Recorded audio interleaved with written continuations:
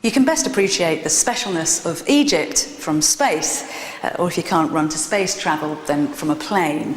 And what you do is you look down and you can just see this vast stretch of golden brown desert, and then running through the centre of it, a ribbon of magic. The blue of the Nile and the green of the fertile Nile Valley all around.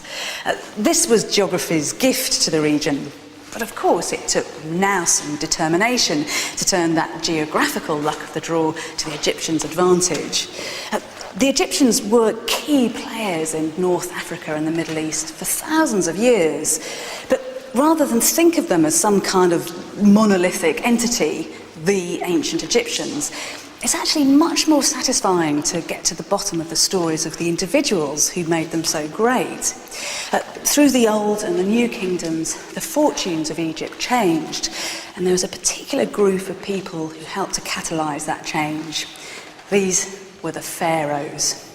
Now, don't forget this was a time when the pharaoh was thought to have 1 foot on earth and 1 foot planted very firmly in the heavens, a person capable of superhuman endeavours. So in this film, we look at the genius of 2 particularly high-achieving pharaohs who actually lived 1,200 years apart. First up is Khufu, the man who's burnt his name into the popular imagination by constructing the giant pyramid at Giza to house his tomb. And secondly, we meet the pharaoh Ramses II.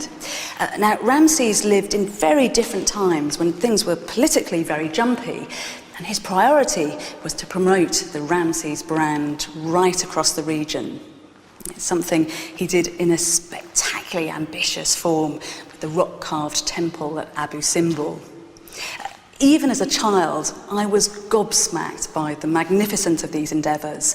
But what I hope that this film does is to use 21st century technology to investigate not just the what, but the how and the why.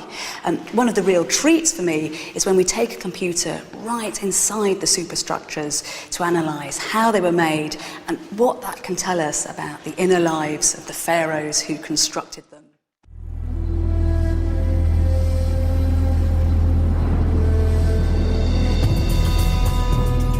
Egypt, one of the most impressive civilizations the world has ever known.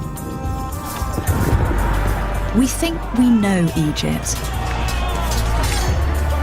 The awesome, ruthless power of the pharaohs, the golden tombs, the astonishing building projects that defied the limits of technology. But the truth is far more intriguing. Ancient Egypt was not one kingdom, but many, each ruled by pharaohs who faced different challenges and wrote different chapters in the tale of human civilization.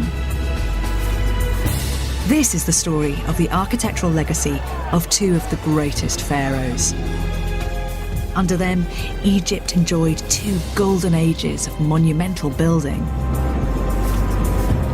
The first, one of the great innovators of history, the preeminent pyramid builder of the Old Kingdom, Khufu.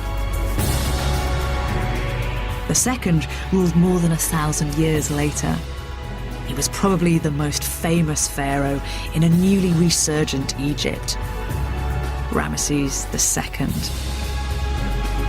These aren't tales of tyrannical cruelty to achieve feats of miraculous engineering, but the story of a real people with an unshakable belief in a single man, their God-King. Both of these men craved one ultimate prize, an eternal life amongst the gods. But they also shared something else, and that was a gargantuan drive to achieve power here on Earth. Ramesses II believed that he was the most powerful pharaoh of all time. He commissioned thousands of statues of himself that he then dispersed throughout his kingdom. It is the most brilliantly megalomaniac exercise in branding. But because artefacts like this survive, and they're very charismatic, it means that we can begin to try to understand the psychology of the man. The situation with Khufu, though, is rather different. Khufu was operating 4,500 years ago, So it's hardly surprising that his character has been virtually obliterated by the sands of time. Still, we do have one measure of his raw ambition, his extraordinary architectural legacy, an extreme fortress tomb, the Great Pyramid.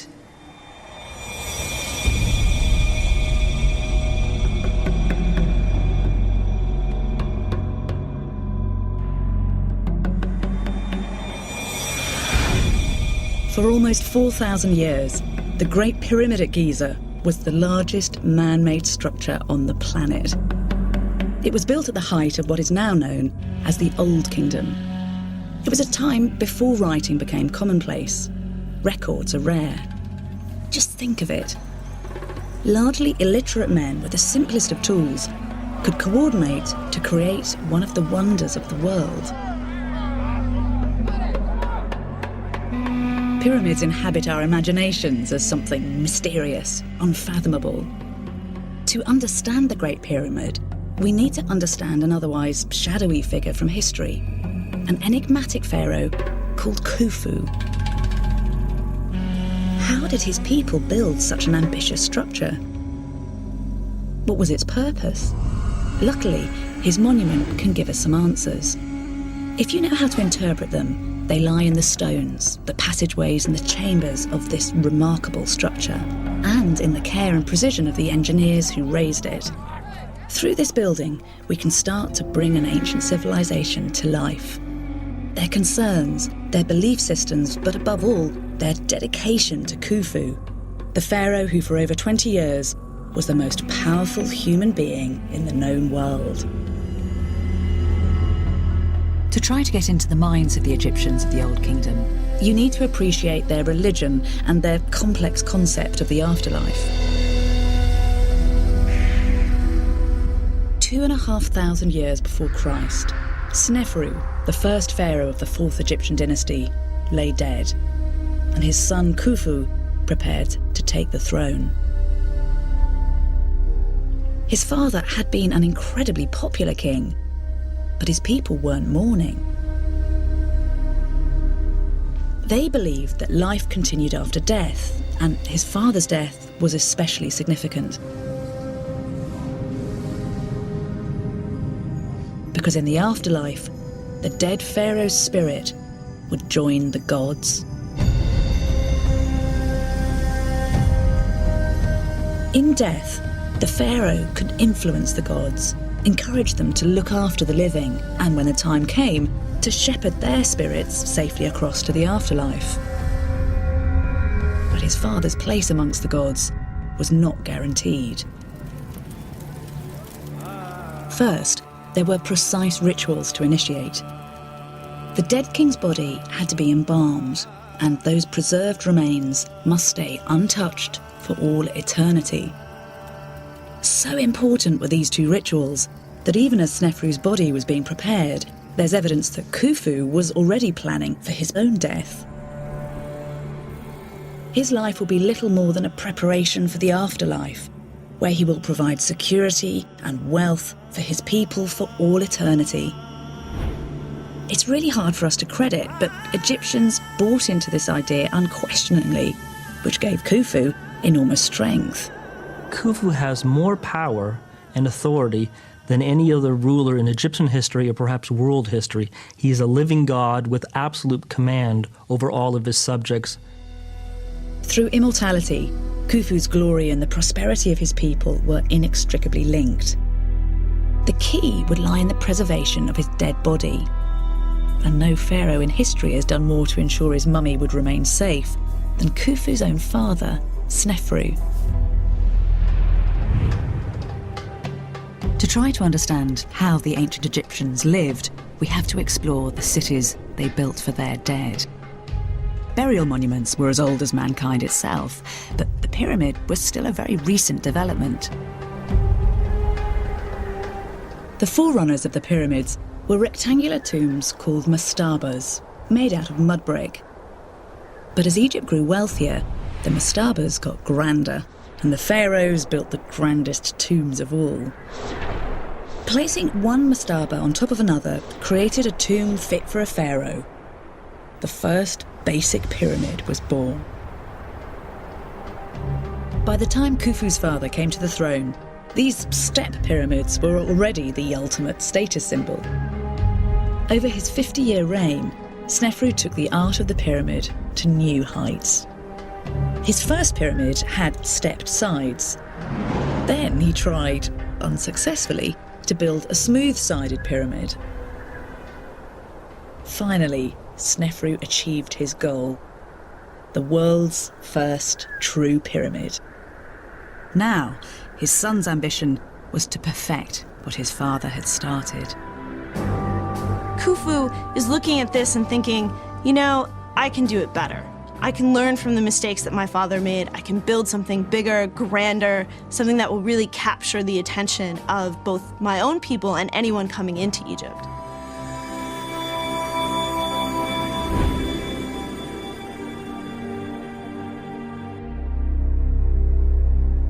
The sons of powerful men have often wanted to mark their own territory, to have a visible impact on the landscape.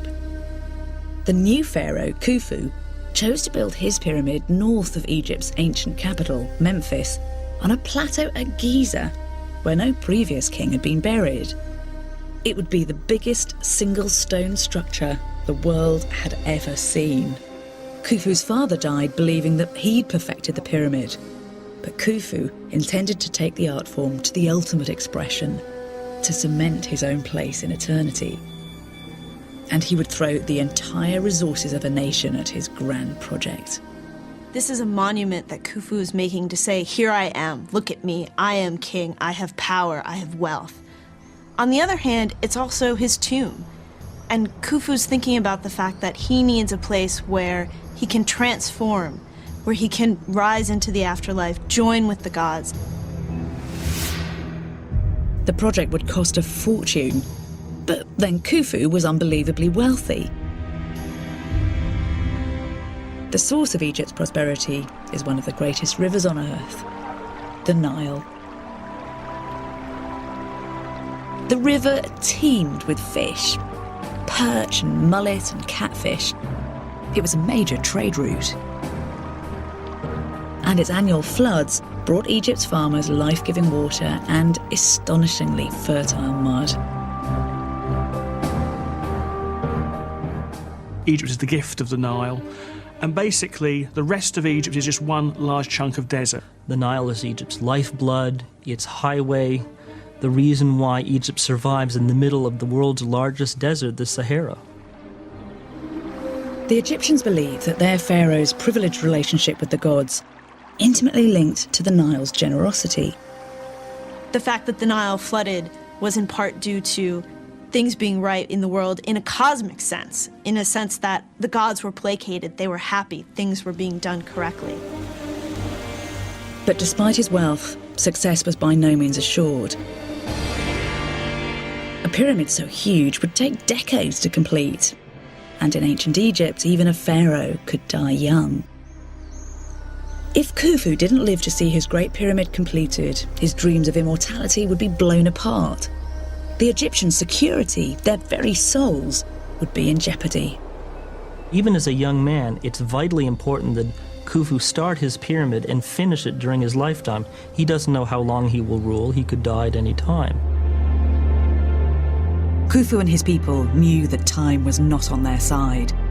They had to complete this massive project.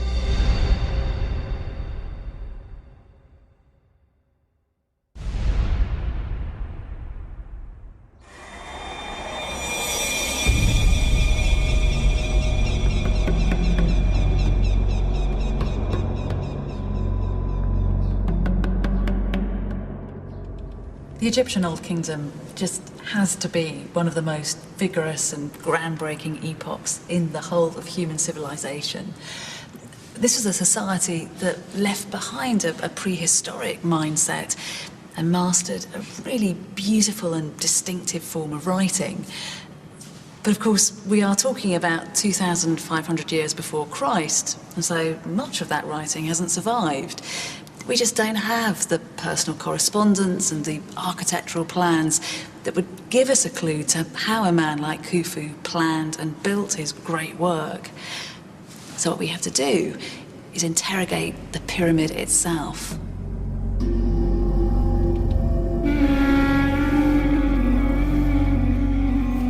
Khufu's Egypt occupied much the same sort of area as modern Egypt, although its population was 50 times smaller, no more than 1.5 million people. But if Khufu wanted a pyramid that would dazzle the gods, he would need an enormous workforce. Around 25,000 healthy young men. It would be the greatest mobilisation of people that Egypt had ever seen. So where did he raise them? Khufu owned thousands of foreign slaves from incursions into Libya and Nubia.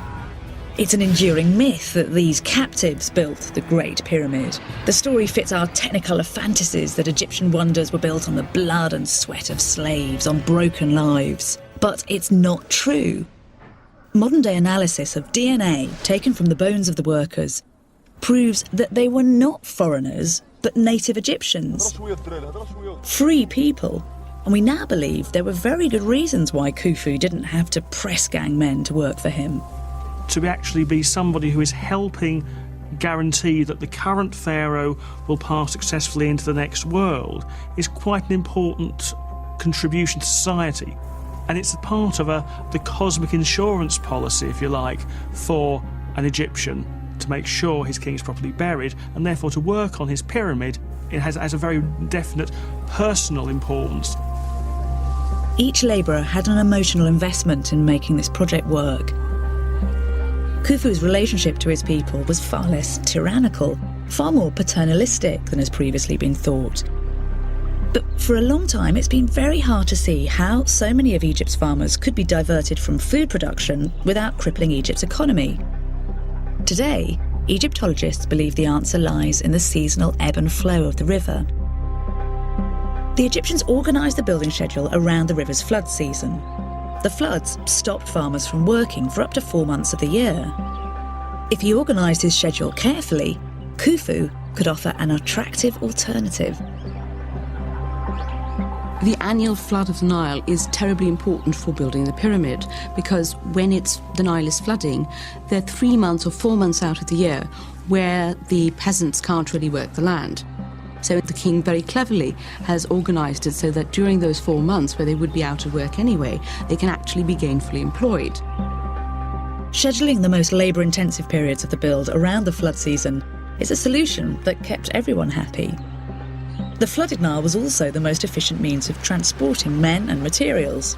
This ancient waterway, over 4,000 miles long, fed Khufu's grand project.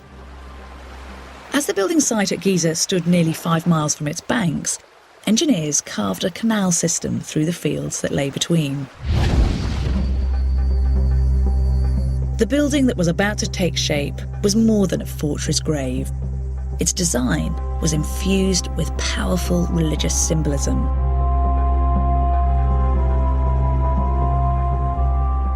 We now think that perhaps the classic pyramid shape represented the creation of the world. The first part of the land to rear up out of the water was a great mountain. The Egyptians named it Tart Jenin and made it one of their gods. Like the Garden of Eden, this place was harmonious and blissful, an earthly paradise. This primeval state of perfection was known as Maat. A pyramid shape echoes the emerging land and represents this perfect state. Maat is basically truth or order, the right way, as opposed to the way of chaos. So for the Egyptians, one balances Ma'at, which is order, against chaos, and the world is always chaotic, and the king has to maintain this balance between the two. Khufu's pyramid had to strictly follow the rules of Maat. These were the magical sparks that would transform a giant pile of stones into a stairway to the afterlife. His first critical act was to align the pyramid with the heavens, a mysterious place just beyond mortal human experience and home of the gods.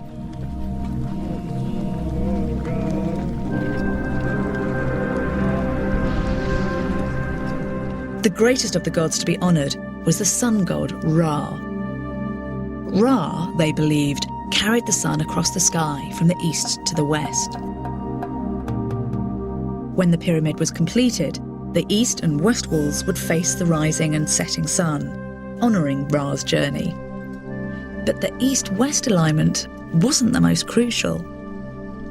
Khufu and his priests believed that although the perfect state of Maat is rarely achieved on Earth, it could still be found in the night sky, at the site of their North Star, Tuban.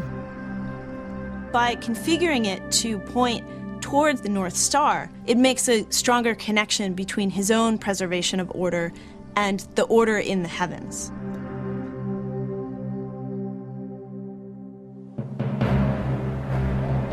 To realise this massive undertaking, 1 foot on the earth, 1 foot in the heavens, from every corner of the kingdom, the men of ancient Egypt converged on Giza. This gathering was, in all probability, the largest workforce ever assembled in the history of mankind. The scorching heat of the Giza plain would be home to some of them for decades. As his engineers marked out the pyramid's ground plan, the workers would get their first glimpse of the scale of the task ahead. It would not have been a comforting sight. The thoughts going through one's mind when looking out over the Giza Plateau on sort of almost day one, those thoughts must be, how on earth are we ever going to do this? It's fairly daunting to think, okay, there's nothing here now. In 20 years, we're going to have a mountain here.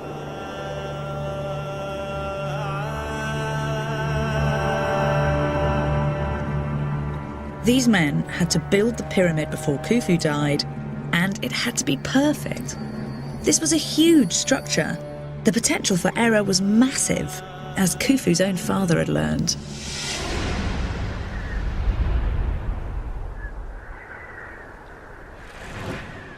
Snefru might have finally achieved the first perfect pyramid in his Red Pyramid, but he made some major mistakes along the way. His first attempts at a true pyramid ended in disaster. He sited the structure on an area of desert where the bedrock was a little unstable. So as the sides rose, the foundations started to crack.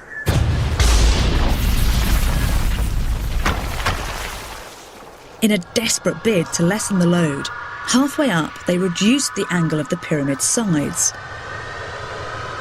creating the bent pyramid, but at some price. The pyramid's glaringly imperfect shape broke the rules of Maat, devaluing it as a resurrection machine. Snefru was lucky enough to reign for more than 50 years, long enough to start over and finally achieve his goal.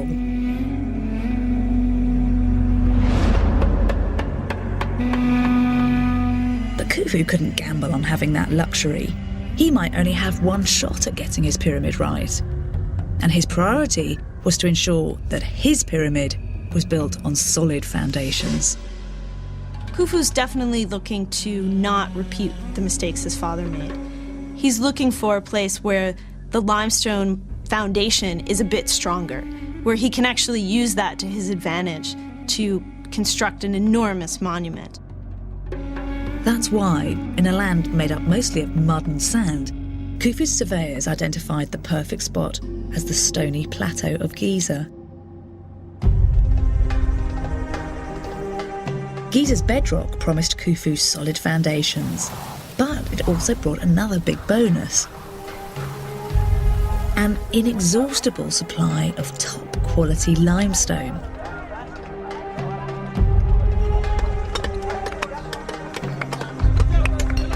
A quarry right on the pyramid's doorstep at a stroke would cut millions of man-hours from the project. Khufu may be thinking, my sons could build here as well. I can set up a sort of family generation of tombs on this one site because the plateau is so large. And I can house my workforce nearby. I can put them off at the edge of the plateau near to the cultivation area. And so it's a site that has a lot of different things going for it.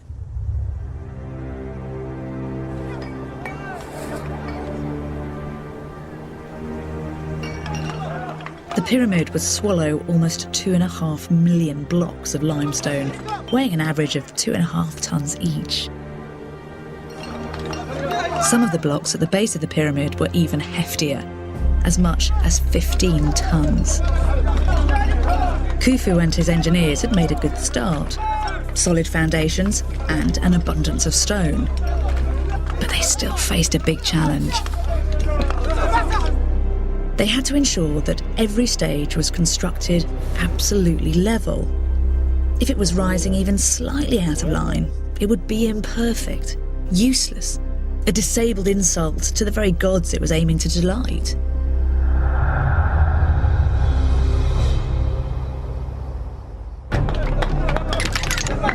Egyptologists believe that the engineers used a basic but effective levelling device. Two pieces of wood the same length were fixed to a crosspiece, creating an isosceles triangle, and a mark was made precisely halfway on the crosspiece. A plumb line hung from the apex intersected the crosspiece at the halfway mark, only when it was placed on a level surface. The instrument, called a square level, allowed the engineers to check that every stone was perfectly horizontal. The device was simple, but incredibly effective. As Khufu's great project started to take shape, each side of the pyramid base, over 2 football fields long, were almost perfectly horizontal, less than an inch out.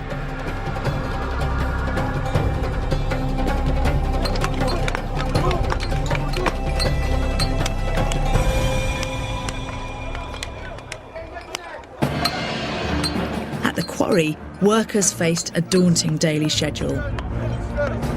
In a 10-day week, they only had 1 day of rest.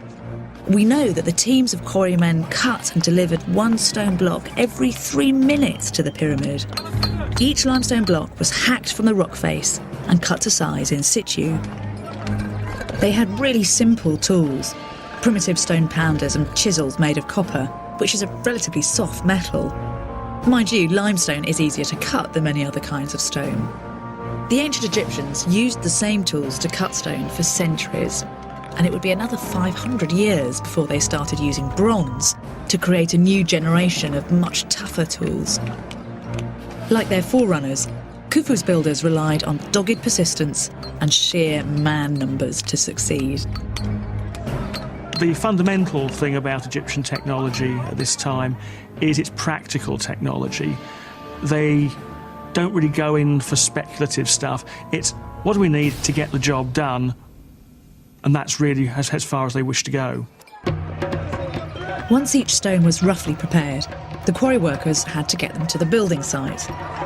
Even though the quarry was beside the pyramid, it was a mammoth undertaking. Most of the stones were many tons in weight. So how did they carry 6 million tons of stone up the side of the emerging pyramid? Once again, it seems the solution was simple and practical. Their near neighbours, the Sumerians, had been using wheeled carts for over 1,000 years. Khufu's engineers would certainly have been aware of the technology. But the sheer weight of the stones and the build-up of sand would have made carts hugely impractical. The Egyptians opt for the more straightforward approach.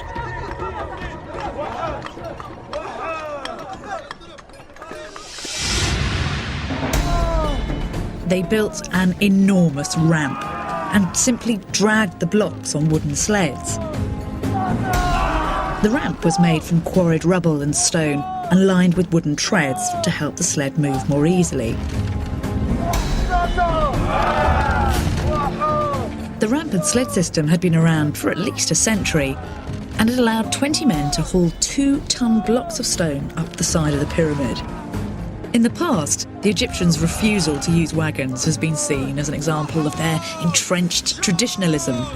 Not so. These men are just systematically getting the job done.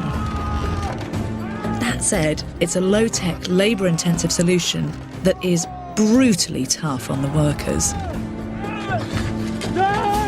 No matter how you cut it, building a pyramid is back-breaking work. We actually have the bones of some of the men that built these pyramids, and they all show the strain and stress of its construction. The workers' skeletons are a grim record of their lives. Broken or deformed bones, severed limbs, damaged spines. Tests suggest that the men's average lifespan was just 32 years, compared to 55 for a member of the nobility. A punishing price that Khufu's workers paid without complaint, because their labour secured his and their immortality, as long as the job could be completed in time.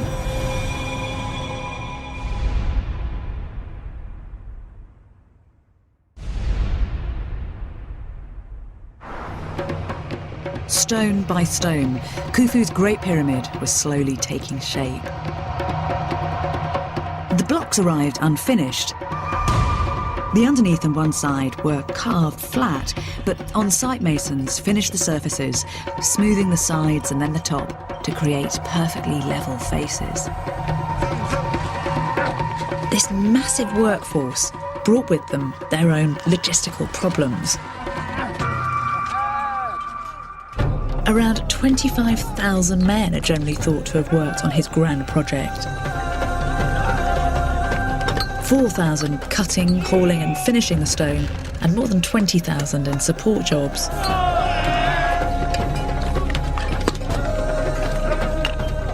Over the course of a year, that accounted for around 1 in 30 of Egypt's male population working on the pyramid.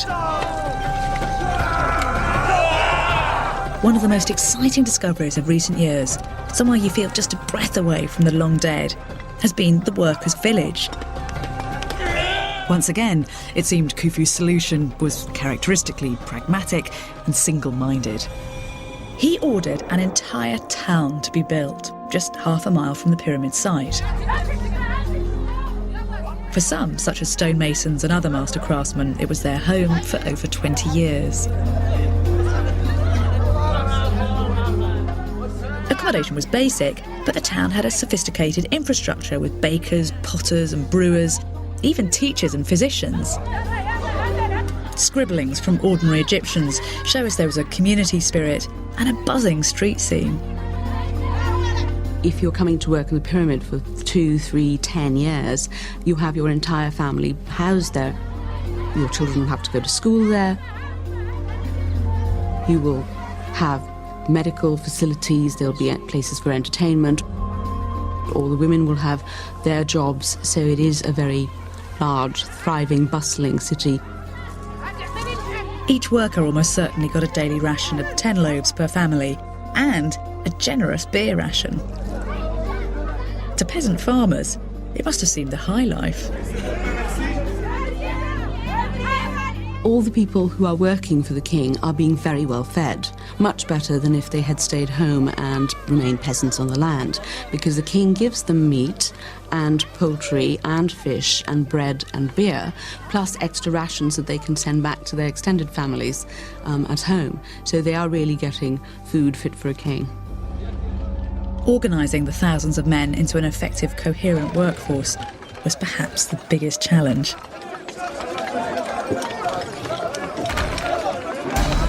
The Egyptians achieved a level of coordination, efficiency and camaraderie that would put many modern building projects to shame. It's their ability to organise, because no rabble would ever have been able to build even any of the pyramids, given if they were given a century to do so. The foreman devised a complex chain of command that ensured everything ran like clockwork. They divided the main workforce of 4,000 into 2 crews. These crews were then split into 2 gangs, and these divided down further, finally reaching units of 10. The system ensured everyone knew exactly his daily targets and who he answered to. It was hardly a coincidence that these basic 10-man units were also the ideal number to work on a single block, making each unit the driving force of the build. Splitting workers into these small groups made the project easier to control and had an added bonus. Their overseers could up the work rate by introducing a little competition. The first teams to hit the overseer's target would be rewarded with extra beer rations.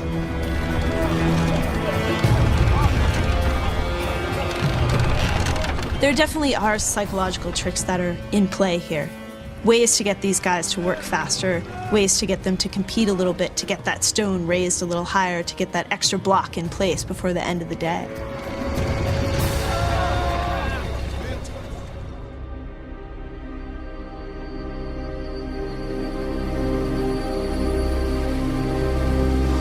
It must have seemed like achingly slow progress. But stone by stone, the world's largest building project began to take shape.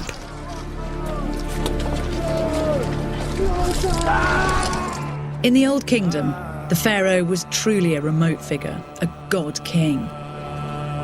If he visited the site at all, it would have been thrilling for the workers lucky enough to catch a glimpse of him.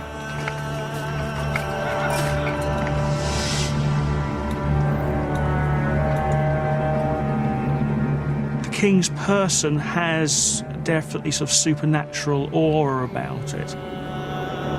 So if you were doing work on the pyramid and he was appearing, that certainly would have been quite something to tell your grandchildren about. Once the foundations were in place, the pyramid reached a critical phase.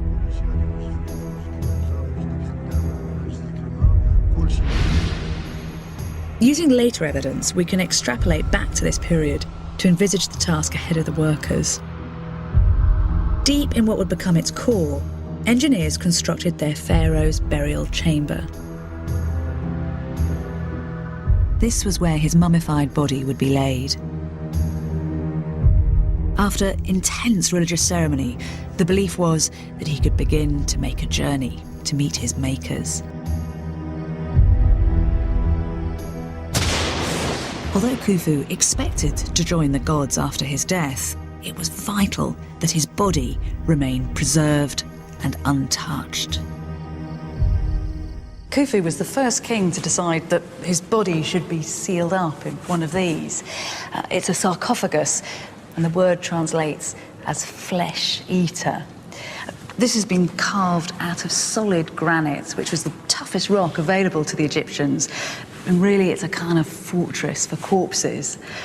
You can see that this one's got some decoration down here, but Khufu's tomb was absolutely austere.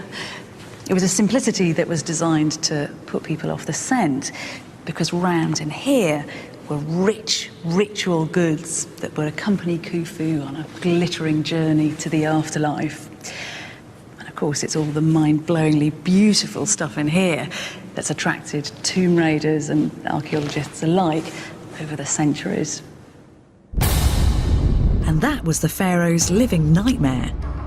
If Khufu's body was harmed or removed, the tomb tampered with, his eternal soul would perish, leaving his people unprotected, and his mouldering corpse shut out of paradise. Paradoxically, of course, the sheer scale of a pyramid advertised the pharaoh's treasure-filled tomb far and wide, making it a magnet for tomb robbers. Egypt's first ever pyramid, the Step Pyramid, was created by the pharaoh Djoser. To protect his mummy, he had his builders excavate nearly 100 feet into the bedrock beneath the pyramid to create a secret burial chamber. But in the early 19th century, when opportunist adventurers reached the interior, they found that it had been devastated by thieves. Then, when archaeologists finally penetrated the burial chamber itself in the 1930s, all that was left were a few pitiful fragments. Khufu's fear was to meet a fate such as this, so his design team ensured that the main passages could be blocked, rock solid after burial. To deter the tomb robbers, his engineers also constructed his burial chamber from granite. The stone was specially sourced from a quarry 580 miles away. It's harder than steel and near impossible to tunnel through. But the chamber was just the start. His chief engineer devised a further set of security features. When the pharaoh's body was placed in the burial chamber, a series of 3 granite slabs would be lowered into place, sealing him inside. As a third line of defence, another series of giant slabs would be released, blocking the ascending corridor that links the chamber to the main entrance passage with impregnable granite. Khufu believed his pyramid would be a fortress. But as the pyramid grew, it seems that the engineers discovered a potential flaw in their plans. This burial chamber was the first ever to be built with a flat granite ceiling, and they feared that it might not be strong enough to support the weight of the pyramid above. With the spectre of Sneferu's bent pyramid before them, they decided to make double sure. They devised a series of stress-relieving chambers 68 feet high above the burial chamber. At the top, huge lintels were intended to channel the immense load away from the chamber itself. Today, we know that these relieving chambers were completely useless, but they clearly set the ancient architects' minds at rest.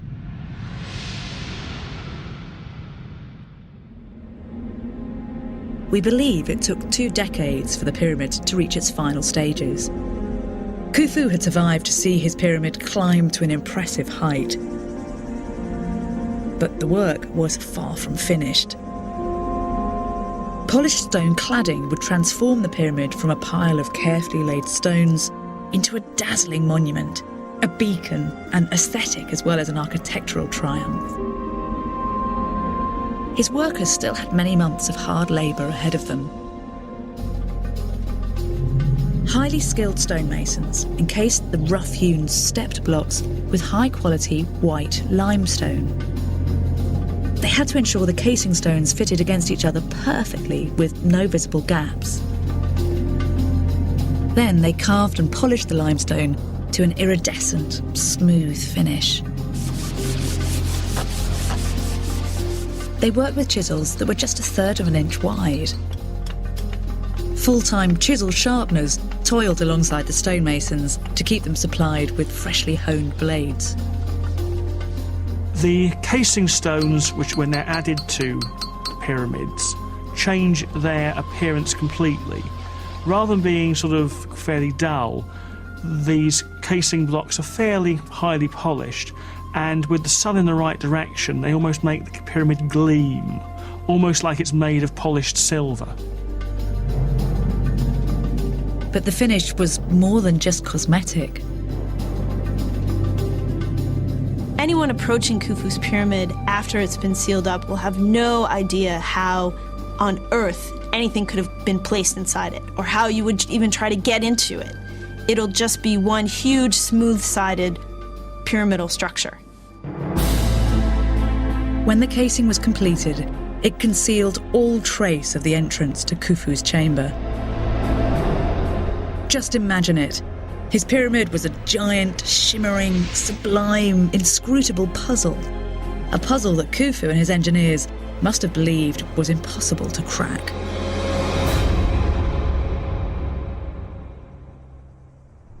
"20 years after he started, the pharaoh Khufu had survived to see his masterpiece complete. He and his subjects had won his race with death, and in the process had created a benchmark of human civilization.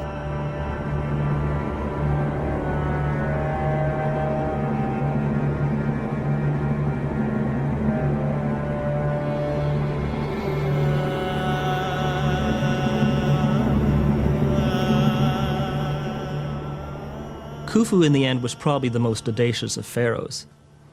If he wanted to be guaranteed to have a complete pyramid when he died, he should have built a smaller one. But in fact, he built the largest ever built. There was no guarantee that he was going to live long enough to see it even half complete. Combining simple technology with extraordinary resolve and determination, his people had delivered the vision. It must have been a proud, inspiring moment.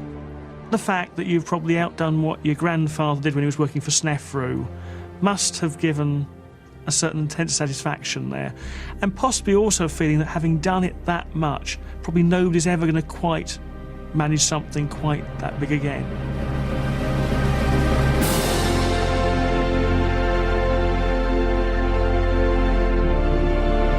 The Egyptians are rejoicing. The pyramid is complete. The afterlife of the king is ensured. He will join with the gods. He will preserve order in the afterlife. So this is a time when all of Egypt is in celebration. Khufu built a pyramid at Giza that was the tallest structure in the world and remained so for 4,000 years. But the pharaoh barely had time to enjoy it.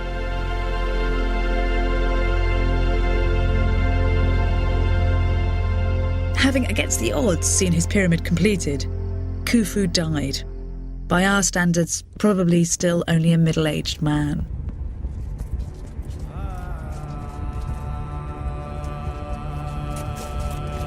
For over 2 decades, an entire country had worked and planned for one moment. Now, they would lay their pharaoh to rest in his resurrection chamber.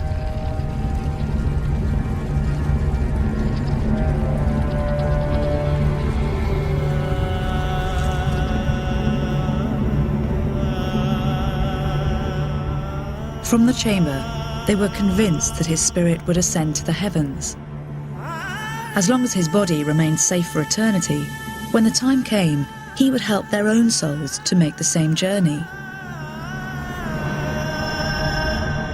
The engineers had created 2 shafts, over 200 feet long, on either side of the chamber.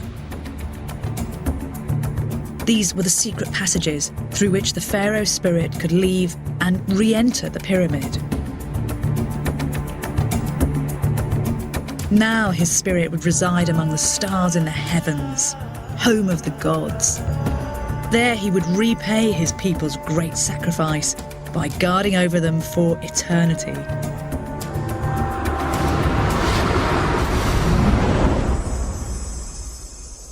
And for the generations of Egyptians that followed Khufu, it must have seemed that the Great Pyramid was proving its worth, reaping rich rewards. Egypt was prosperous and peaceful.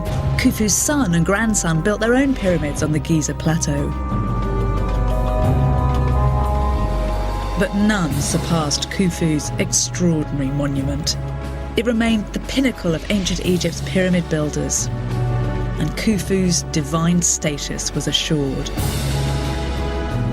Centuries after his death, he was still worshipped as a powerful god. And it's been suggested that the Sphinx, world famous and still resolutely enigmatic, might even have been a tribute to the now legendary god king. After Khufu's reign, Egypt enjoyed almost 400 years of unbroken peace and prosperity. The country was stable, its people slept peacefully in their beds at night, their stomachs were full. It seemed as if the gods were happy. But sometime soon, the spell would have to break.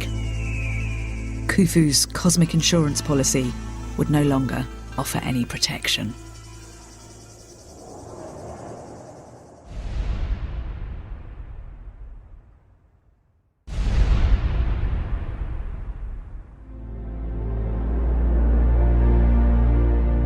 Eventually, the stability of Egypt descended into chaos, and Khufu's architectural achievements were never matched.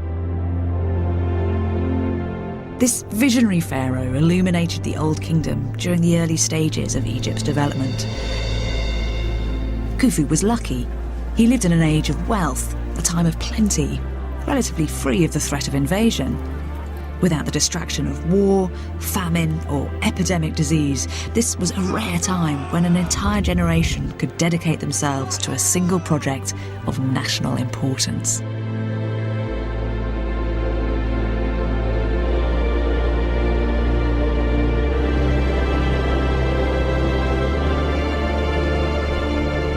But the fundamental purpose of the pyramid was to deliver their pharaoh immortality.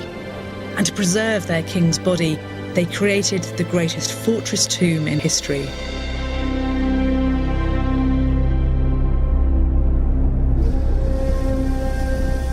They believed that its ingenious security system would form an impassable barrier to even the most determined tomb robbers for eternity. 820 AD, long after the ancient Egyptian empire had fallen, an Arab caliph hunting for treasure tried to tunnel into the Great Pyramid. Meeting the first set of granite blocks, his men tunnelled over them, entering into the passageway's ceiling. And on reaching the slabs barring the entrance to Khufu's burial chamber, they simply chiselled through the doorframe where the granite was thinner.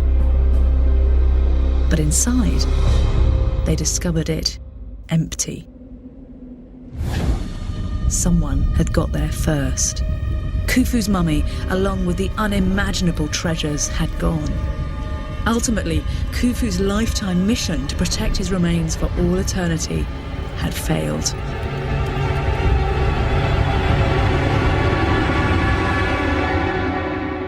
Khufu is not having a good afterlife. The whole point in building this pyramid was to get into the afterlife. This was what was so important. And because his remains don't last, his job was completely unfinished. In the end, Khufu and his people were betrayed by descendants from new civilizations they could only imagine. Their carefully laid plans, preserving the king's body in a work of art to guarantee his and their own immortality, were pathetically frustrated. We're actually really lucky to be talking about Khufu at all, because his name was nearly forgotten by history. He is name-checked in a few places, on the walls of tombs of high-ranking officials and priests, and on a few artefacts. There's a really lovely little statuette where he's name-checked. But none of this evidence is very articulate or very expansive. I mean, even here on this inscription, we just get his name and the fact that he was associated with the god Horus. It's very hard to get a sense of the real man. But Khufu, the master builder, does live on, thanks to the Great Pyramid. Through it, he has triumphed over death. He illuminated the Old Kingdom, and he still commands the respect of men and women born over 4,000 years after his death. Now he will always be remembered as Egypt's most visionary pharaoh. Remarkably, though Egypt would later become much more powerful, it would be more than 1,000 years before a pharaoh appeared who could begin to match Khufu's architectural achievements.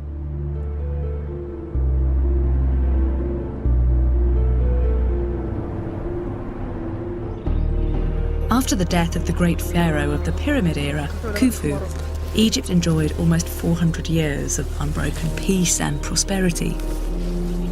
But then the unthinkable happened.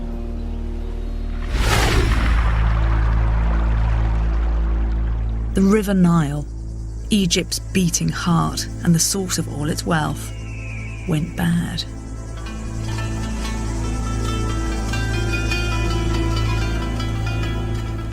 Egypt's prosperity fundamentally relies on the Nile flood.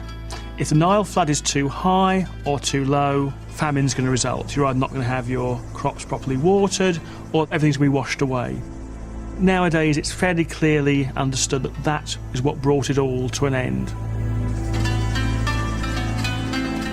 When the Nile was reduced to a trickle, crops failed and widespread famine followed.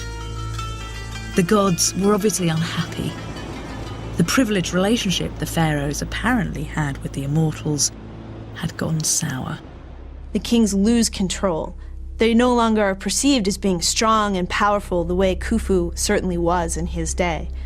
They can't control what's happening. Egypt eventually recovered, but after a second period of prosperity, the Nile failed the pharaohs again, leaving their people vulnerable to another threat: invasion by a people called the Hyksos.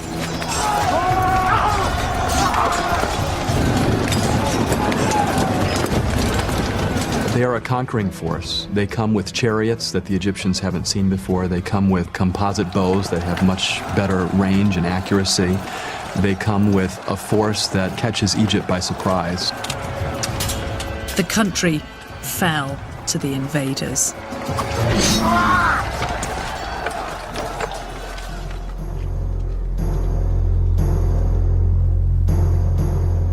You have something which has never occurred before, and which Khufu certainly never would have thought to have occurred, that you have non-Egyptians in control of a significant portion of the country. The Hyksos ruled the north of Egypt for over a century, but eventually the Egyptians managed to expel them.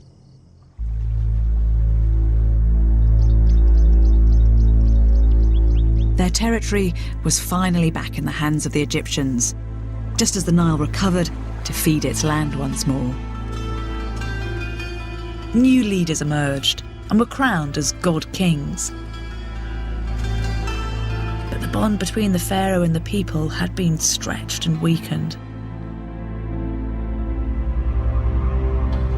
In Khufu's era, Egypt knew little but peaceful prosperity, and pharaohs took the credit. But the cataclysmic events of the intervening centuries showed the people that their god-kings were not all-powerful after all, and their borders were far from impregnable. And then a new pharaoh appeared, who would equal Khufu's ambition.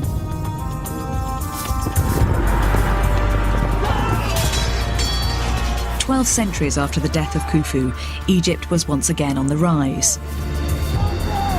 It was now a genuine superpower, a united country with an extensive empire in Africa and on the fringes of the Middle East.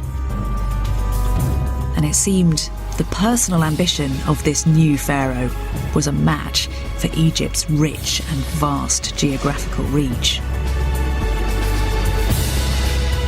He was one of the most famous pharaohs of the New Kingdom, Ramesses II.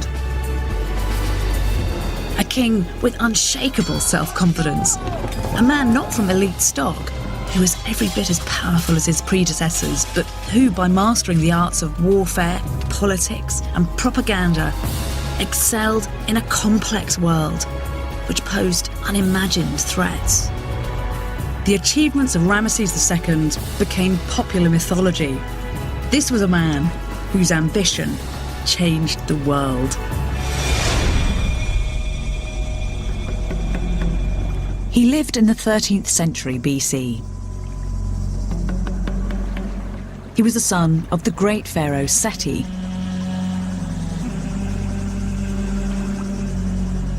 Who wasted no time in having his priests anoint his eldest son as heir to the throne. Ramesses was born into the 19th dynasty, a line of immense wealth and influence.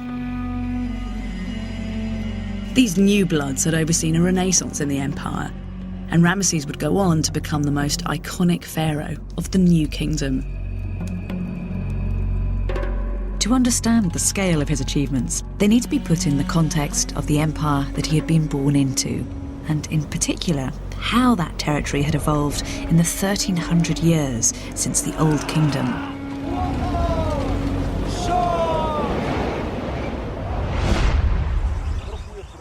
The pharaohs of the Old Kingdom were blessed with wealth, but they had also enjoyed something quite unknown to Ramesses and his family: security. During this earlier period, Egypt had been virtually free from the threat of invasion, and there were other signs that the gods were happy.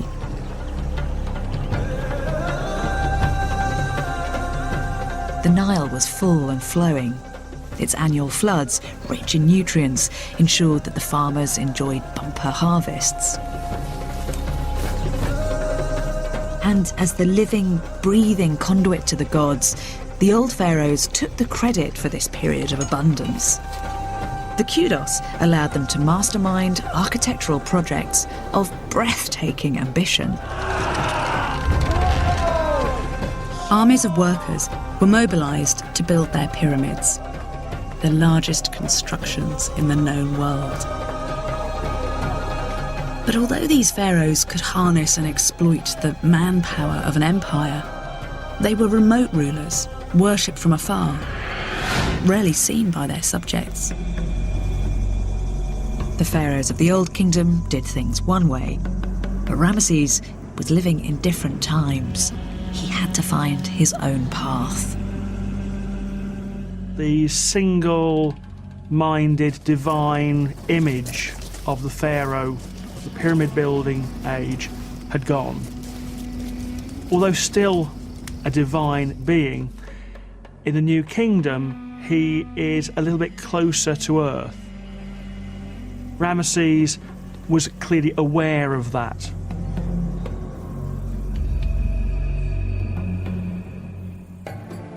Ramesses' father, the great Seti, groomed him in this more exposed, crowd-pleasing role of accessible, accountable pharaoh. In Ramses' day, Pharaoh has to work much harder at public relations. He can't afford to hide in his palace and let the monuments do the talking for him. He has to appear regularly before his people in very carefully stagecraft ceremonies, yet regularly so that they can see that he exists. In the outer courtyards of the temples, Ramesses, as crown prince, took care of business with his father. Pyramids were part of a long-distant era, but buildings were still central to the pharaoh's authority, and religious symbolism was as potent as ever. In the New Kingdom, Giza was no longer the centre of pharaonic power. The heartland had shifted 400 miles south to Karnak on the Nile.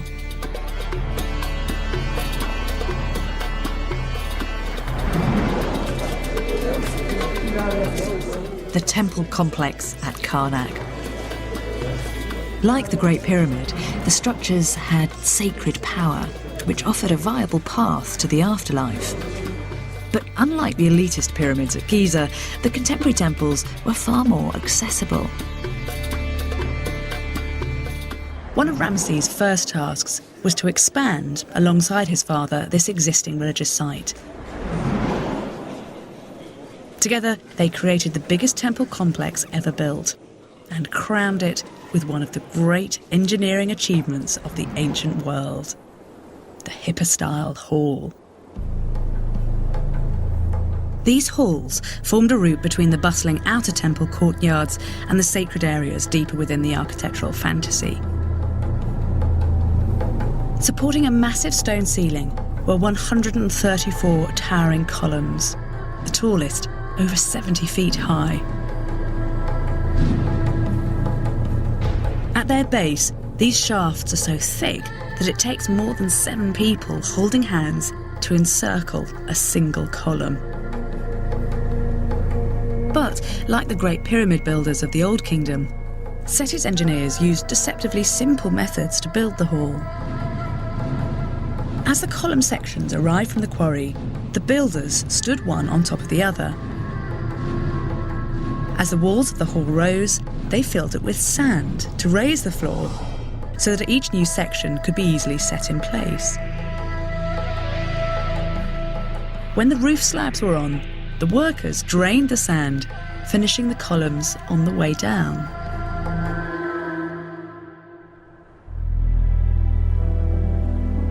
Like the ancient pyramids, Karnak temples symbolise the search for perfection and order within universal chaos.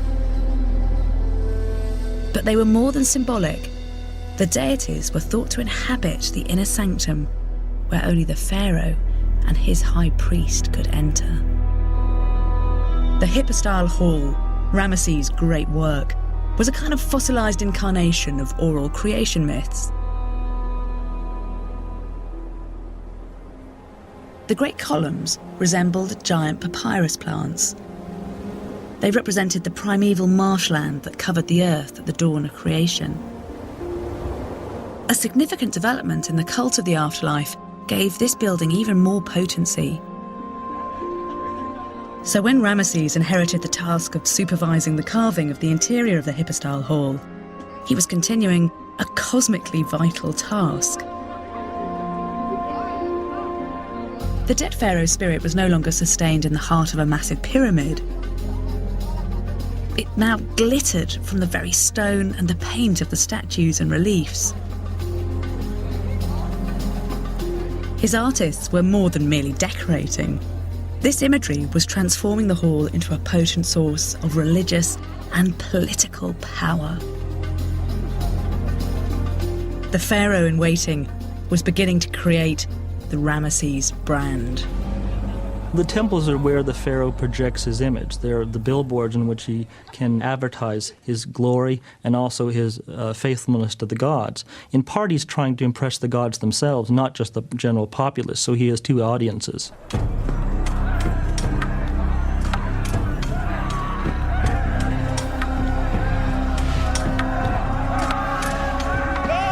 Religious association and image management were only part of Ramesses' training. Still a teenager, Ramesses was put in charge of Egypt's elite fighting force. They were highly trained, super fit warriors, able to endure long, hard months of fighting far from home. Ramesses' father, Seti, had put him at the helm of the world's largest full-time army for a reason. Now a would-be ruler had to prove he could command a professional army. Another important distinction between the world of the Old Kingdom and the New. The New Egypt had become just one of many competing superpowers, each struggling for control of the region. To the west, it faced bandit Libyans. To the east, the might of the Hittites and Assyrians. And to the south lay the troublesome province of Nubia. These were turbulent times, and the rulers of the New Kingdom couldn't take the prosperity and peace of the Old Kingdom for granted. So Ramesses was groomed in the skills of a modern pharaoh, military might and the faith of his people. I'm sure Ramses can't wait to become pharaoh. He's getting one of the best training that any future pharaoh ever got at the hands of his father Seti I, who very carefully prepares him for the throne. But of course, he wants to have the top job for himself. But when his chance came, would he be up to the challenge?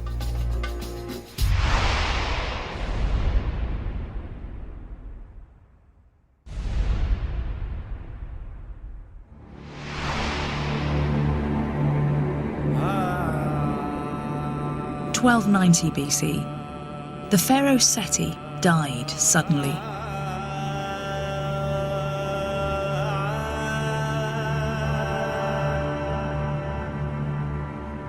Ramesses was crowned ruler of Egypt.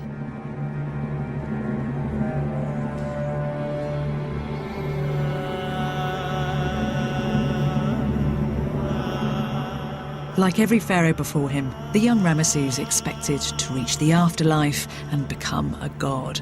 But before that, he was determined to make his mark on the mortal world. This was clearly a man who wanted to be remembered in the history books. He knew that in the new era, building great temples was not enough. He had to shed blood.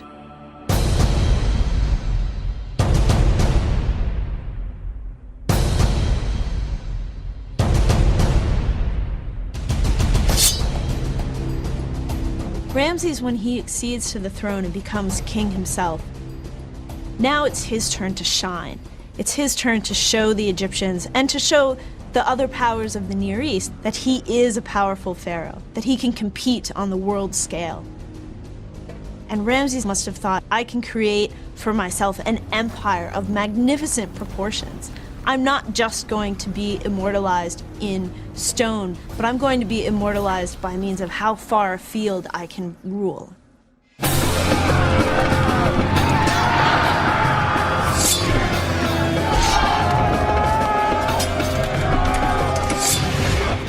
Just 4 years into his reign, the young king unleashed his forces to Egypt's east. He skillfully subdued a string of small city-states in Canaan, modern-day Palestine and Israel, securing a lucrative trading corridor.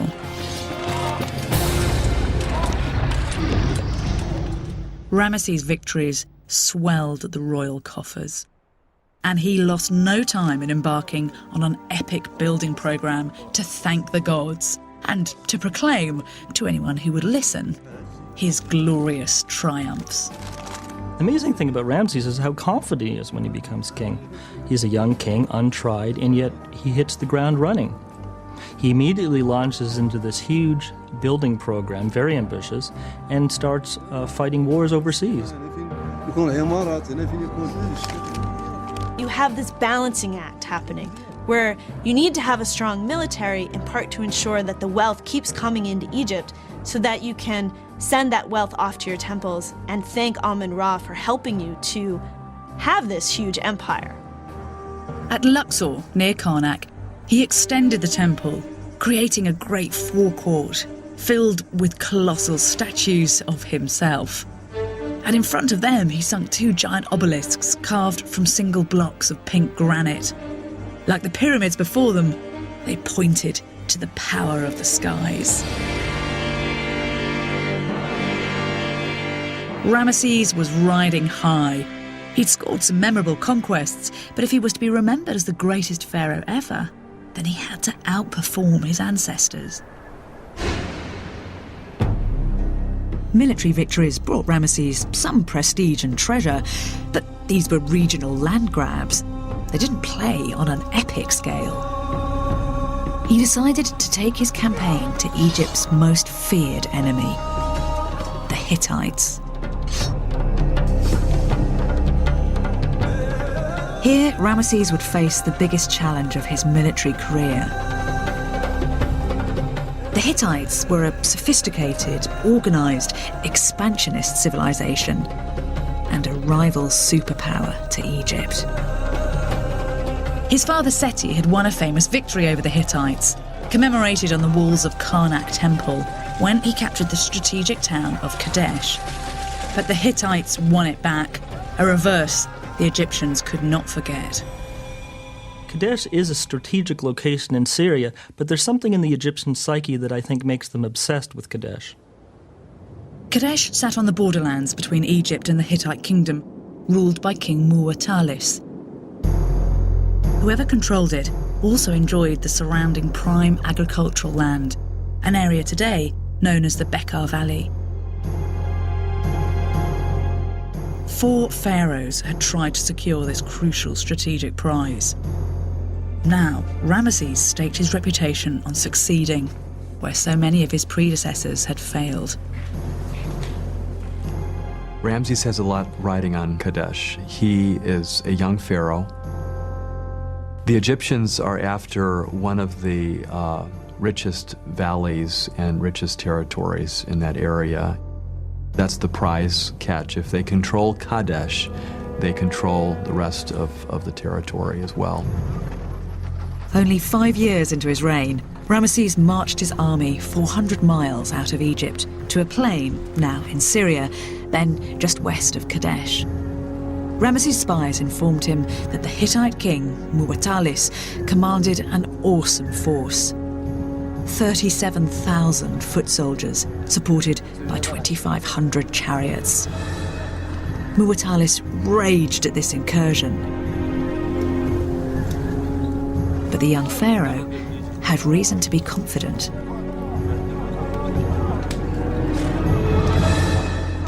The army that Ramses II is mustering to go against Kadesh is the ultimate army. It's vastly superior and vastly different from anything which came before it. Technologically conservative, the Egyptians had at last embraced new technology. They were introduced to the chariot during the Hyksos invasion and had adapted it to cope with sandy terrain, creating a really formidable weapon. This chariot was lightweight, highly maneuverable, and above all, fearsomely fast. Riding alongside the charioteer was the archer, armed with a new composite bow that combined wood and bone for added flexibility and power. The new design meant that arrows could be delivered with deadly accuracy across the length of 3 football pitches and with enough power to punch through the bronze armour of the Hittites. Alongside the chariots marched the infantry, carrying another improved weapon, the khopesh, a short sword with a lethal curved blade. Ramesses was about to put these weapons to the test in his biggest challenge yet. If he could capture Kadesh, the young king would become a legend among his people, and the spoils would fund a building and public relations programme that ensured his name lived on forever. It is a do-or-die situation for him. He needs to prove that Egypt is in control, both to the Hittites, but also to his own followers, also to the people in Egypt. As Ramesses and his army approached Kadesh, he received encouraging news. Egyptian scouts found 2 men, double agents as it would turn out, hiding in a nearby forest. When the captives were interrogated, they claimed that the Hittite army was 120 miles away. The town stood unprotected. It seemed Kadesh was his for the taking. Impatient for victory, Ramesses split away from his troops and took a single division to within striking distance of the town. He ordered a 2nd division to circle around to the north in a pincer action. But just as victory seemed within his grasp, disaster. Ramesses realised he'd fallen into a Hittite trap.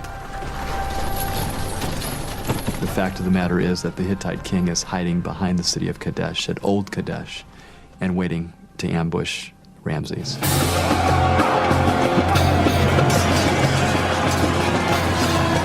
The Hittites struck hard and fast, buttressed by their possession of a new military technology, iron weapons. The young pharaoh faced a disastrous defeat. But just as the Hittites seemed poised to crush the Egyptians, his 2nd division swooped down from the north and took the Hittites by surprise. Inspired by their arrival, Egypt's scattered troops regrouped and began a furious counterattack. Although the battle would become legendary, this was not the stuff of history.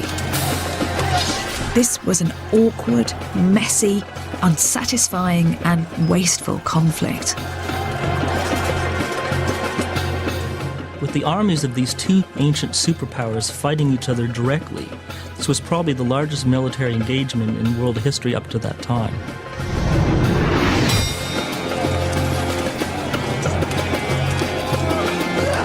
The battle between Ramses II and the Hittites is enormous. You've got massive amounts of slaughter on both sides. The battle claimed thousands of lives, but at the end of the day, there was no outright victor.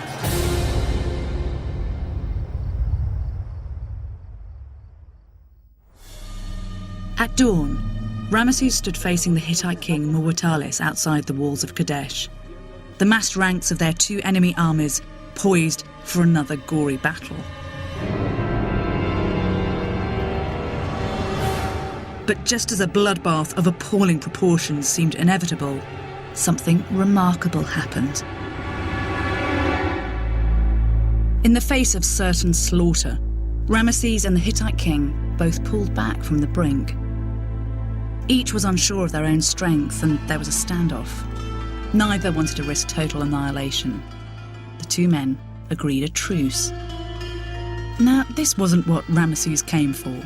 He'd failed to capture the Hittite prize, and now he must slink home empty-handed.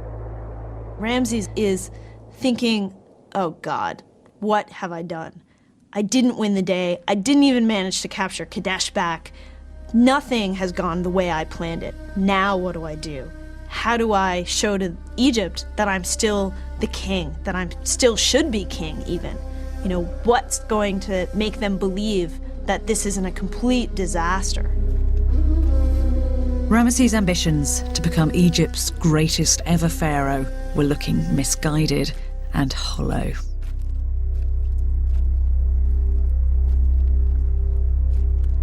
Well, when Ramses gets home, this is going to be very embarrassing. He set out to conquer Kadesh, and he doesn't get it. So he has some explaining to do. Remember, this wasn't the deferential Egypt of the Great Pyramid builders. The pharaoh was no longer beyond criticism. He knew people would be asking questions.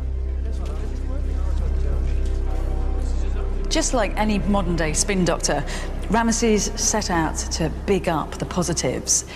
I mean, he hadn't actually lost the battle, which was a start, and although he must have been sick to the stomach with disappointment, he knew that he had to salvage the situation. This is now an age where the pharaohs are accountable, and it's really important that he gets good news out there and fast. It's a relatively recent development, this, in Egyptian society. I mean, a pharaoh like Khufu would never have had to explain himself to his subjects.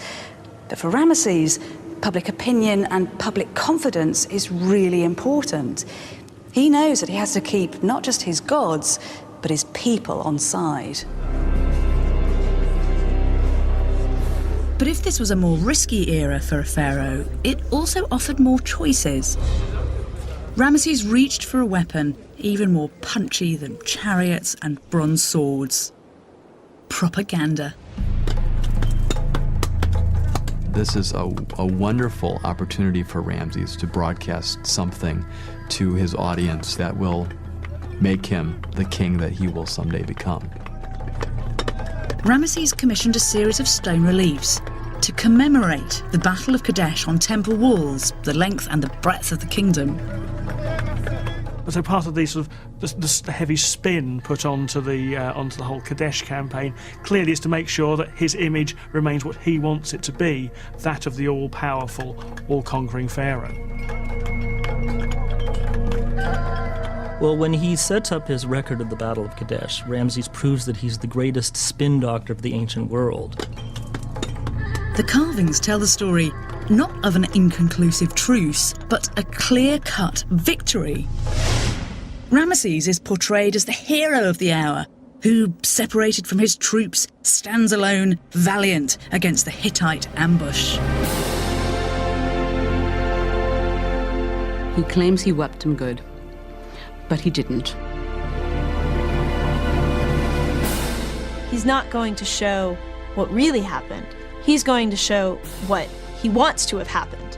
So the image that he has depicted there is one that shows him routing the Hittites pretty much single-handedly, leading the way, sending them fleeing, trampling them under his horses and chariots, and really creating a sense of Egypt, and Ramses himself as the personification of Egypt is the ultimate. It was a political masterstroke. Ramesses had rewritten history and set his version of events in stone for all time.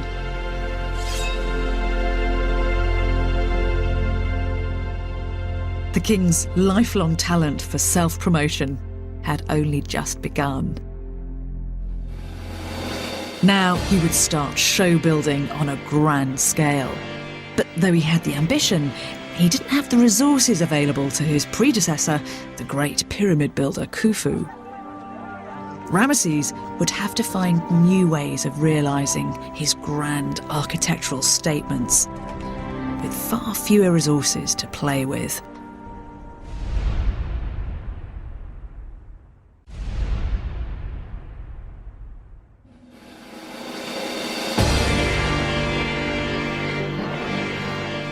Abu Simbel, on Egypt's southernmost border with Nubia. In the 6th year of Ramesses' reign, he'd chosen this spot to build a monument to his own great self, something so studdedly vainglorious it would be admired long after his death. The age of the pyramids was over. No longer could a pharaoh harness Egypt's economy and population to his own ends. Employing tens of thousands of men to quarry millions of tons of stone and build a monument block by block was just too costly, unfeasible. Ramesses had a plan. Here, overlooking the Nile, he would create a great new temple, a shrine to himself and to the gods. But it wouldn't be built from quarried stone blocks. Ramesses' monument would be carved out of the cliff face. The cliffs at Abu Simbel were good quality sandstone, ideal for the job, which would require a workforce of hundreds rather than thousands. Mind you, it would still take decades.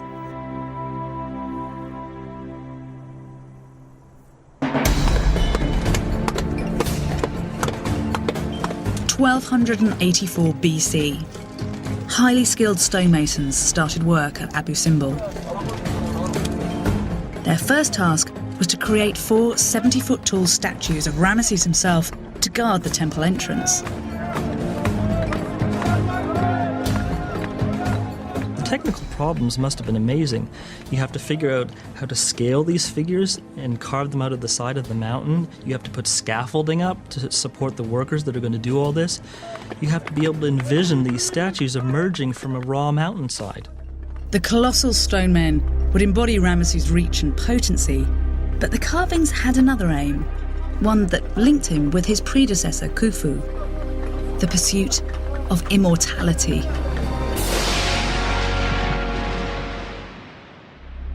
In Ramesses' time, pharaohs were laid to rest in secret underground tombs in the Valley of the Kings. But determined looters were still ransacking tombs for their treasure and their mummies.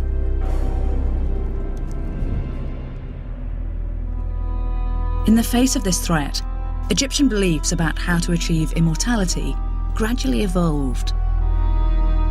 It was no longer essential for the pharaoh's mortal remains to lie untouched for eternity. By the time of Ramesses, incarnation in stone offered a new insurance policy against death. By having his face and his name, these are magical symbols, symbols that have power, symbols that themselves have immortality in them. And so even without the tomb lasting properly and perhaps the mummy being moved out of the tomb or being destroyed even, there are still other means by which he can ensure that he is remembered and is eternal.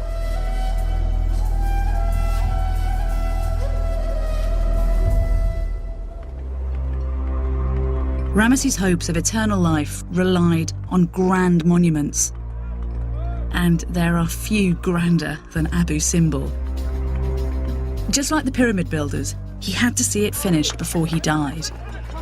But he had only a tiny fraction of the workforce available to the Old Kingdom pharaohs. And the tools for stone cutting had barely changed in the 13th century since the Great Pyramids. The only significant innovation was tougher chisels made of bronze. As the statues began to take shape, workers tunnelled deep into the rock face. The finished temple would stretch an incredible 197 feet into the mountainside. Abu Simbel's interior had to be precisely aligned to the movements of the sun. Because Ramesses was a showman, he planned a spectacular surprise deep inside his temple. A light show worthy of the gods for centuries to come. But in the here and now, Ramesses was still fretting about his old enemies, the Hittites.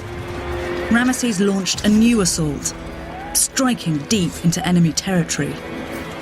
Soon he was locked in another series of frustrating battles, capturing cities only to lose control again as soon as his army marched on to new targets. If at any point he died, his temple would lie unfinished, risking his chance of an eternal life. He could end up a forgotten pharaoh, a footnote, a lost soul.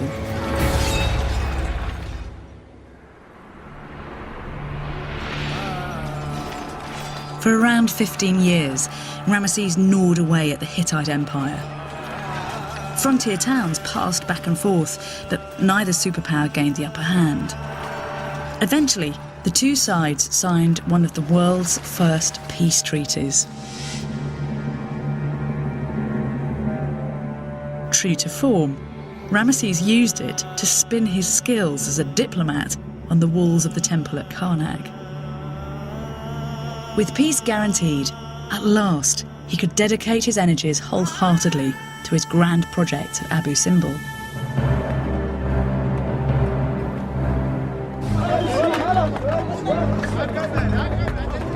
It was a brash scheme. A nouveau riche king, bigging it up, trumpeting the power of his dynasty. He might not have employed the massive labour forces that built the pyramids, but in his absence, hundreds of Egyptians had sweated for him, shaping this sheer mountainside into a monument fit for the pharaoh.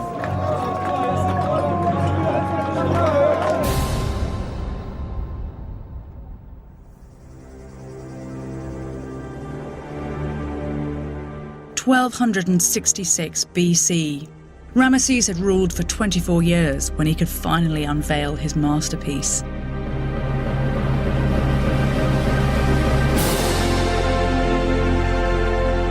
His homage to himself, his self-centered gift to the gods.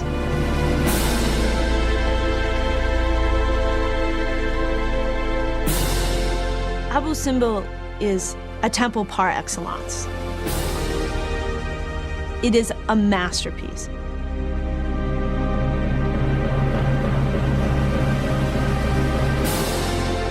It has the king, it has the deities. It's fulfilling a particular function, the restoration of order, ensuring that chaos doesn't enter into the world. But it does it in an incredibly aesthetic way. In tune with this more troubled, complex age, the temple served a double purpose. It was also an imposing warning to Egypt's neighbours to the south. I don't think Abu Simbel is just a spectacular engineering feat built to the glory of Ramses and his godhood. It also serves as a stark warning to the Nubians in case they should rebel. It's a giant beware of Pharaoh sign. Inside stands a spectacular avenue of 33-foot tall statues of Ramesses, evidence of his belief in himself and his incarnation as a living god. Deep inside the mountain, Ramesses' brilliant trick of the light was finally triggered. In the sanctuary at the heart of the temple sits Ramesses, enthroned as a god alongside 3 other deities. Twice a year, at sunrise, the sun's rays penetrate through the dim inner halls, puncturing almost 200 feet of darkness.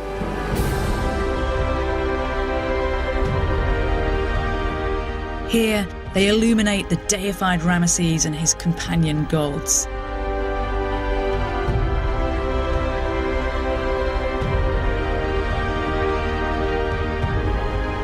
The message is unmistakable. Here, Ramesses will overcome death's long night and live forever.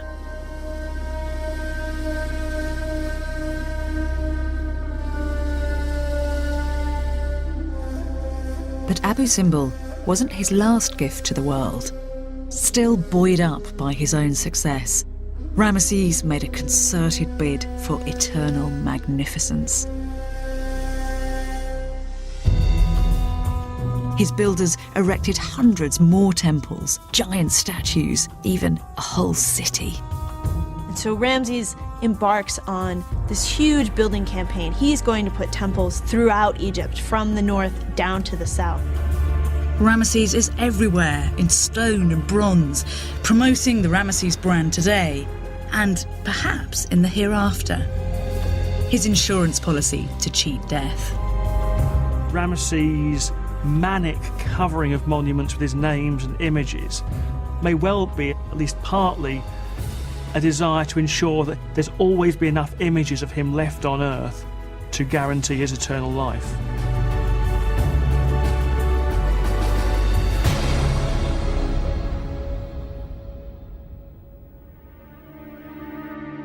Despite a lifetime of warfare, Ramesses lived to an astonishing age, almost certainly into his 90s.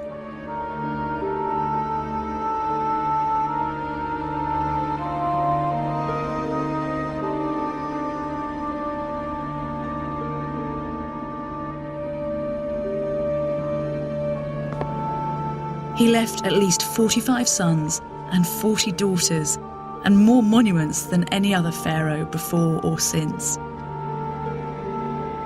His self-conscious PR strategy had worked. His nation wept for their loss.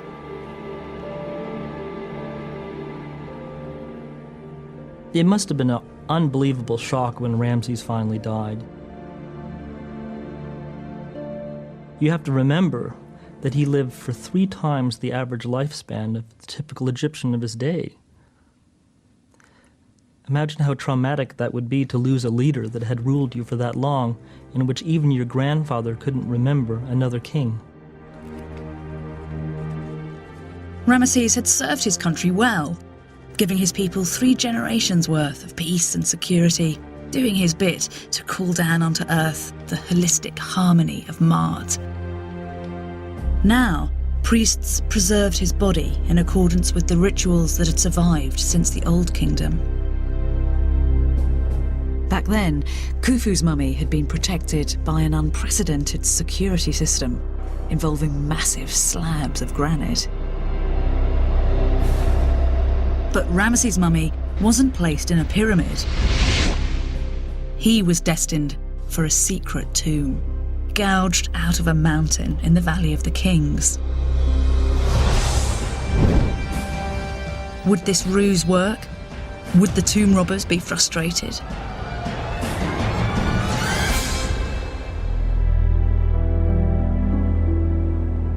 Although the Egyptian Empire flourished for another 1,000 years, no single pharaoh could quite match up to Ramesses II.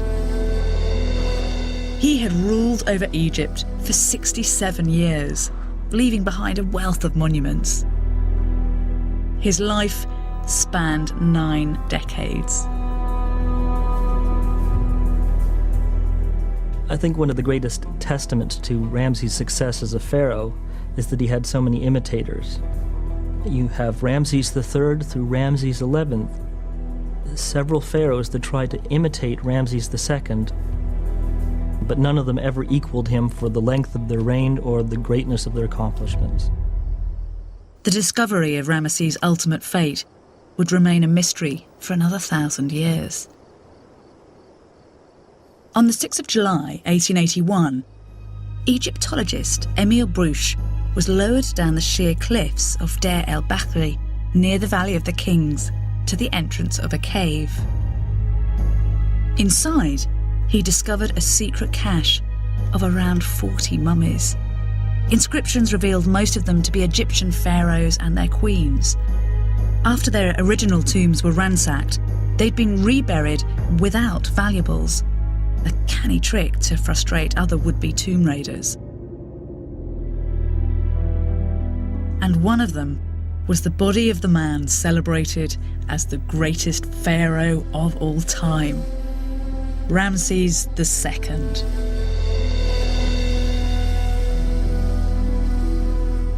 Ramesses' mummy endured, perfectly preserved, for 3,000 years in the humblest of tombs. Scientific analysis has revealed that he was surprisingly tall for his time, 5 foot 7 inches.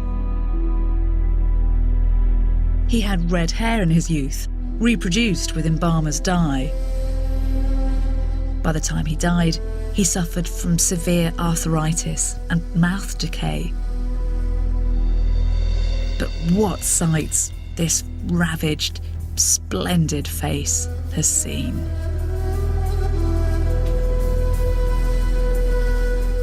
The fact that we're sitting here today talking about Ramses II is, in a sense, exactly what he would have wanted. It is his immortality that's being achieved right here, right now.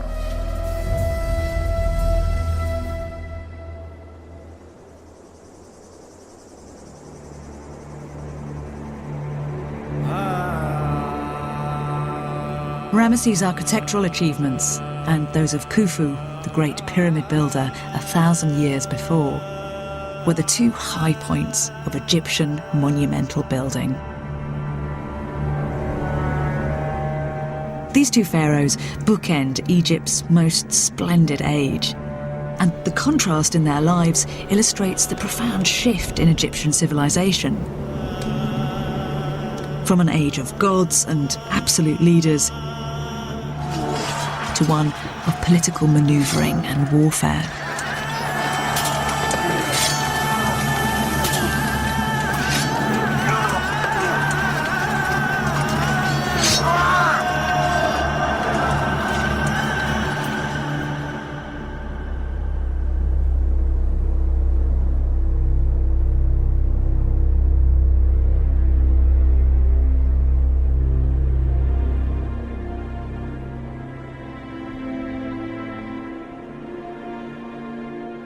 Ramesses expanded his country's borders, and for 4 decades he protected the empire from its powerful rivals. Abu Simbel stands today as one of the most audacious and beguiling temples in the world. But Ramesses' architectural legacy extends beyond that single monument. His blustering buildings and statues can still be found right across Egypt. Perhaps most of all, Ramesses was an imaginative, forward-thinking ruler who did more than survive in a complex and dangerous time. He thrived. A man skilled in warfare, politics and propaganda, he embodied a very changed Egyptian world, less certain, less safe than that experienced by Khufu 1,000 years before. These two men led very different lives. Khufu was an absolute ruler, whereas Ramesses had to duck and dive a bit to keep a grip on political power. And if you set their stories up side by side, what you see is a profound shift in the way that Egyptian society worked. But I tell you what they both share. Both men believed that they could achieve eternal life by travelling to the stars, whereas actually it was human inspiration. It was the work of men with feet of clay that's given them immortality. But we still remember them because their structures still survive. These were pharaohs who thought that their feats of engineering would bring them physically closer to their gods, whereas actually they brought them closer to all of us.